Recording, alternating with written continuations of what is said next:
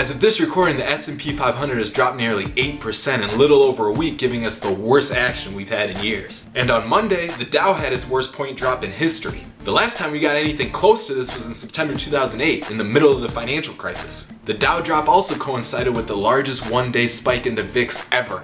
The VIX is the volatility index, which is also known as the fear index. When it rises, it means investors are expecting more volatility to come, which means more price swings. So is this it then? Is the never-ending bull market finally coming to an end? Do you guys hear that fat lady singing?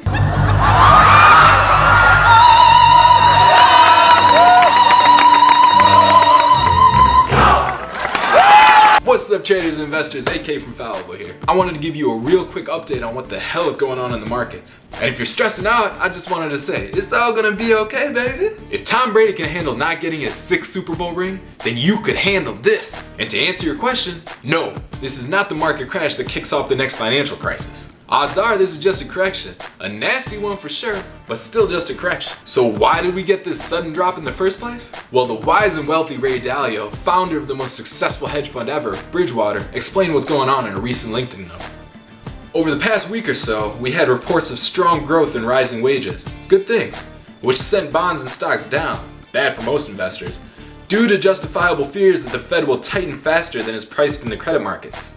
I'll put a link to his full note in the description of this video. But basically what's happening is the economy is improving. But when the economy improves, that means the Federal Reserve can start raising interest rates. And that's not the best news for businesses because borrowing money becomes more expensive. I know, it's strange. You would think good economic news would be good for the stock market, right? But see, the Federal Reserve is always trying to stabilize the economy. So when it's doing poorly, they'll lower interest rates to stimulate it. And when it starts doing well again, they'll raise rates to cool it down. Now this is the normal process that everyone should expect. But the reason the market reacted so violently this time is because we've gotten too used to low interest rates. We've had low rates for years, and all this stimulus gets addictive. Try to take it away and the market throws a tantrum. It's just like if you give a kid an ice cream and then try to grab it back.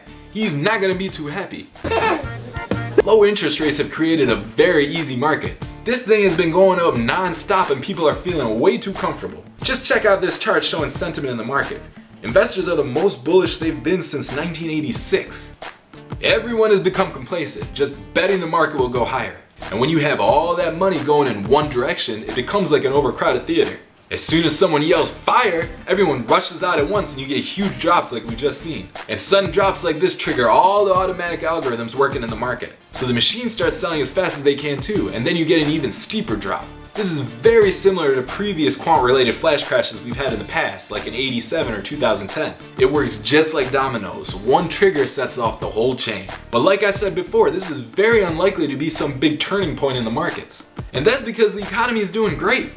The Conference Board leading economic index is trending higher, which means the economy should keep growing. We would see this indicator turn over if a recession was coming. And unemployment is near its lows, so people are making money and are happily throwing it back into the economy.